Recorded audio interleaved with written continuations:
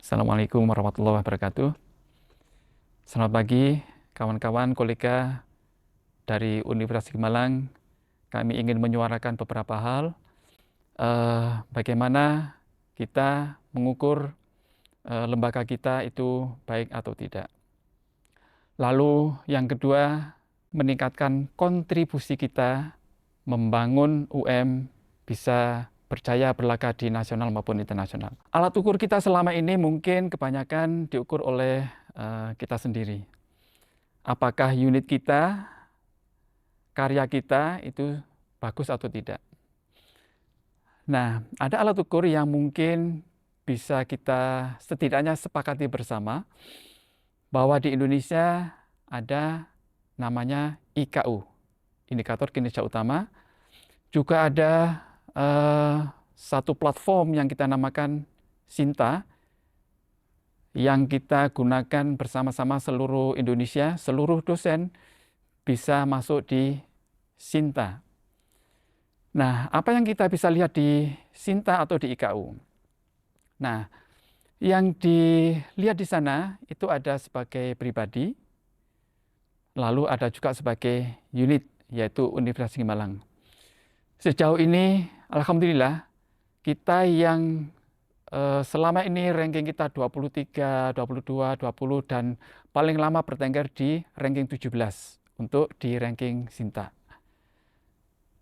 Di awal tahun ini, kita sudah bisa mencapai lonjakan yang luar biasa, yaitu di ranking 12. Ini salah satu prestasi yang baru pertama kali dicapai oleh Universitas Negeri Malang. Oleh karena itu saya acukan jempol bagi kita semua ya, yang sudah berkontribusi, khususnya untuk penelitian, pengabdian, terutama terkait dengan jumlah dana yang diraih, jumlah judul yang didanai, dan juga publikasi internasional maupun nasional. Memang Bapak Ibu dan kawan-kawan sekalian, seluruh unit dan seluruh kolega di Universitas Malang ini harus berkontribusi. Jika tidak, maka kita tidak akan bisa mencapai capaian tersebut atau prestasi tersebut. Kita kalau bisa bekerja bersama-sama, maka saya yakin ini bisa kita tingkatkan. Salah satunya adalah peningkatan kontribusi baik dosen, mahasiswa maupun tendik. Di UM mungkin ini sejauh ini, sejauh pengetahuan saya, baru UM lah yang ikut menyertakan mahasiswa dan tendik, bukan sekedar dosen, dalam proses call for proposal untuk hibah internal. Selain itu, kita sudah publikasikan juga, sudah terbitkan peraturan rektor bagaimana karya ilmiah yang diatur itu bukan hanya untuk dosen, tapi juga untuk tendik dan mahasiswa. Setahu saya ini satu-satunya di Indonesia. Meskipun Permen 39 2021 itu hanya mengatur untuk dosen. Bravo untuk UM. Kemudian alat ukur yang lain Bapak Ibu dan kawan-kawan sekalian serta para mahasiswa yang saya cintai, kita perlu diukur oleh orang lain. Bukan mengukur kita sendiri, meskipun itu penting untuk keyakinan kita. Nah, salah satu yang bisa kita gunakan adalah pengindeks internasional, salah satunya yang dilakukan oleh kerjasama dengan Elsevier dan Scopus atau Web of Science. Nah, di sana juga ada sebagai affiliation, sebagai universitas, itu kita bisa lihat karya kita. Tahun ini memang baru sekitar 500 karya dosen UM di Scopus. Tahun ini saja. Bapak Ibu sekalian, mungkin sekedar mengingatkan pada kita semua bahwa kita mulai masif untuk berkarya secara internasional mulai 2016. Lalu terus meningkat sampai melebihi angka 1000 lebih. Tahun lalu kita sampai 1200 dan kita ingin melebihi itu di tahun ini dan tahun-tahun berikutnya. Bagaimana caranya? Ada beberapa hal. Dalam kesempatan ini, saya ingin mengajak kita semua, terutama pada para mahasiswa dan para dosen, para senior kolega kami, terutama yang juga masih segar baru bergabung dengan UM, selamat bergabung. Karena kalau kita bekerja sama, maka kita akan bisa mencapai yang tadinya bisa dicapai dalam 10 tahun, kita mungkin bisa capai dalam 4 tahun, atau mungkin bahkan 1 atau 2 tahun. Pertama, seluruh dosen, mahasiswa, dan juga tendik harus berkontribusi. Caranya berarti harus melakukan upaya-upaya yang tidak biasa. Kalau selama ini kita harus menunggu hibah, kita berkarya, maka sekarang dan berikutnya kalau kita ingin mencapai lebih tinggi, kita harus loncat dari kebiasaan kita. Salah satunya bisa kita lakukan adalah hibah itu merupakan salah satu sumber pendanaan untuk penelitian kita. Lalu kita punya aktivitas rutin yang selama ini kita sebut perkuliahan. Memang itu tujuannya untuk memberikan pembekalan, pengetahuan, pembelajaran, pengalaman bagi mahasiswa kita.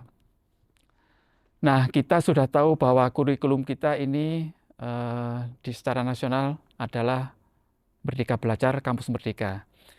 Di UM sendiri punya kurikulum berbasis kehidupan. Sebenarnya ini tidak jauh, tapi bagaimana kita mengimplementasikan.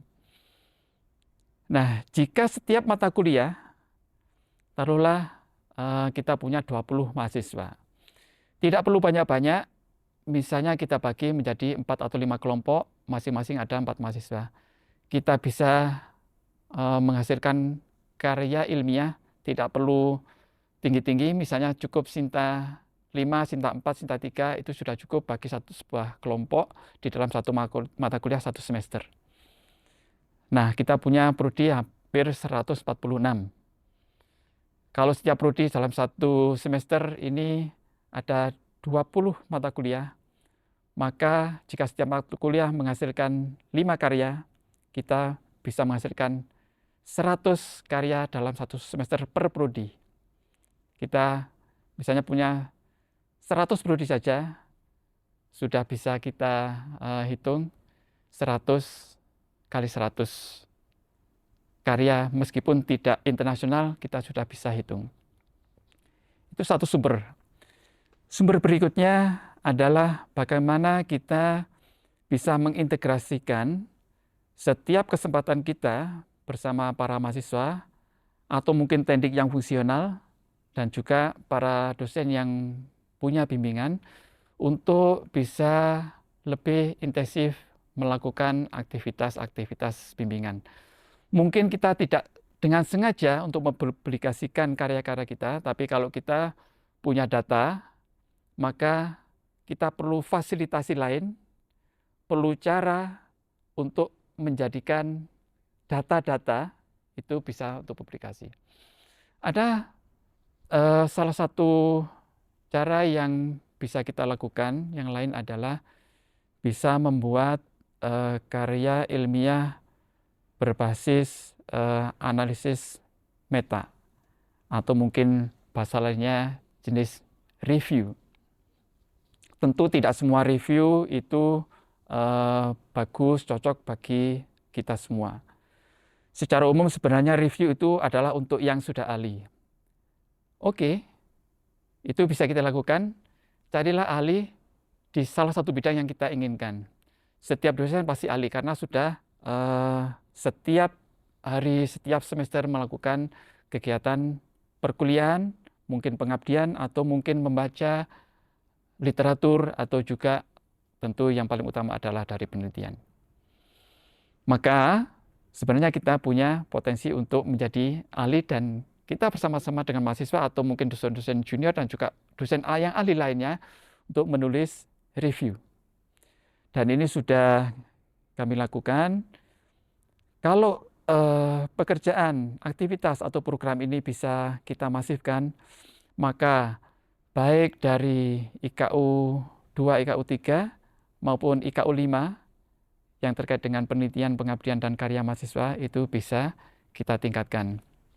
Nah, bagaimana dengan peningkatan publikasi kita yang tentu tidak sekedar kuantitas, Yang lemah dari Indonesia adalah sekarang ini adalah kualitas. Kualitas itu bisa diukur dari bagaimana lembaga secara bersama-sama itu bisa berada di peringkat tertinggi di klasifikasi internasional. Salah satunya yang saya sampaikan tadi yaitu bagaimana karya-karya kita itu disitasi lebih banyak lagi oleh orang-orang di luar UM, di luar kita yang menulis, sehingga itu bisa dihitung sebagai non-self citation. Ini yang biasanya lemah. Yang kedua, hibah kita secara internal itu memang ada pendanaan. Tapi pendanaan sementara ini tidak naik. Bagaimana cara menaikkan karya? Maka kita perlu mengubah strategi yang sudah kita mulai tahun 2024, yaitu yang kita namakan matching fund atau matching grant. Kita perlu cari mitra yang punya dana, mereka mendanai mereka sendiri, kita dana kita sendiri, lalu bersama-sama membuat topik dan kita membuat MOU atau MOA dan juga PKS atau Implementation Agreement. Setelah itu kita mulai melakukan penelitian secara bersama-sama dan karya itu milik kita bersama. Setidaknya kalau kita punya 100 program matching fund, maka yang tadinya hanya untuk 100 publikasi, sekarang kita bisa 2 kali lipat. Nah, yang kita lakukan sekarang adalah matching fund yang anggotanya ini multinasional atau multi-institution. Sebagai contoh, ini riset kolaborasi Indonesia yang digagas oleh 21 PTNBH, di mana di situ anggotanya minimal ada 3. Maka kalau kita invest dana internal kita, yang tadinya untuk satu dosen, satu tim, publikasinya 1, maka sekarang satu tim ini bekerja bersama dengan tim lain dari universitas negeri lain, maka kita bisa menghasilkan 3 karya. Berarti kita bisa triple. Lalu kita juga gagas bukan sekedar kualitas di nasional, maka kita juga perlu internasionalisasi sebagaimana di Indonesia ini pada dasarnya yang paling lemah. Ada salah satu indikator yang bisa kita gunakan untuk mengukur, yaitu ranking internasional yang sejauh ini ada 2 perrankingan internasional yang digunakan oleh kementerian kita, yaitu Quack-Simons, disingkat dengan QS, dan satu lagi Times Higher Education atau THE.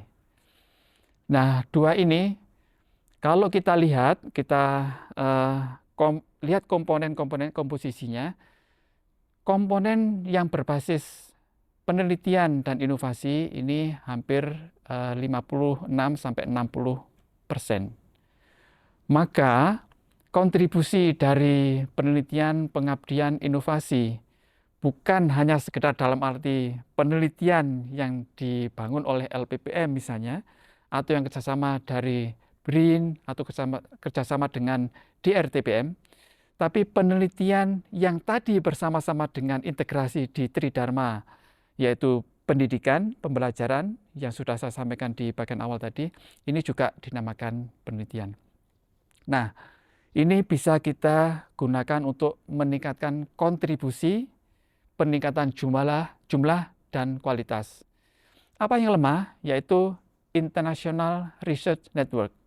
Oleh karena itu, matching fund, matching grant ini sekarang kita mulai perluas dan kita tidak boleh hanya memikir lokal di UM, kita harus memikir di nasional, dan bahkan kalau saya sekarang mestinya UM yang sebagai PTNBH tidak boleh lagi hanya sekedar bincang secara nasional, tapi kita bincangnya adalah dunia. Kita harus fokus bukan sekedar bekerja secara internasional, tapi kita harus berkontribusi, level kita di internasional harus nampak atau dilihat. Bagaimana caranya? Nah, beberapa negara yang sudah banyak berkontribusi, berkolaborasi dengan kita itu setidaknya Malaysia, Australia, Jepang, Taiwan. Thailand juga. Itu sudah banyak. Kalau International Research Network itu kita mikirnya harus negaranya di luar yang sudah biasa kita lakukan. Mana yang kita pilih? Tentu negara-negara yang selama ini bukan tujuan kita, tapi mungkin kita tidak tahu bahwa mereka adalah negara-negara besar dan publikasi risetnya serta pendidikannya sangat luar biasa. Kita bisa lirik misalnya daerah Asia Tengah, daerah Asia, daerah Mediterranean, dan juga tentu Afrika dan Amerika Latin. Banyak sekali karya-karya mereka yang sudah diindeks oleh Scopus dan Web of Science yang sangat luar biasa. Bahkan H-index para peneliti di sana ada yang melebihi 100. Di UM belum ada. Maka kita akan mengarah ke sana. Kebetulan kami juga ikut konsorsium yang dinamakan Belmont Forum dan juga National Research Fund dari beberapa negara Asia dan Afrika. Kami sudah berkolaborasi dengan BRIN untuk menyambungkan Universitas Negeri Malang bersama dengan para funders atau penyandang dana secara internasional. Kita akan merambah dunia yang selama ini kita tidak pernah pikirkan, tapi sebenarnya potensinya luar biasa dan bahkan jauh di atas Universitas Negeri Malang. Dan kita punya cara untuk menggapai itu. Dan tentu harapan saya kita perlu bekerja bersama-sama.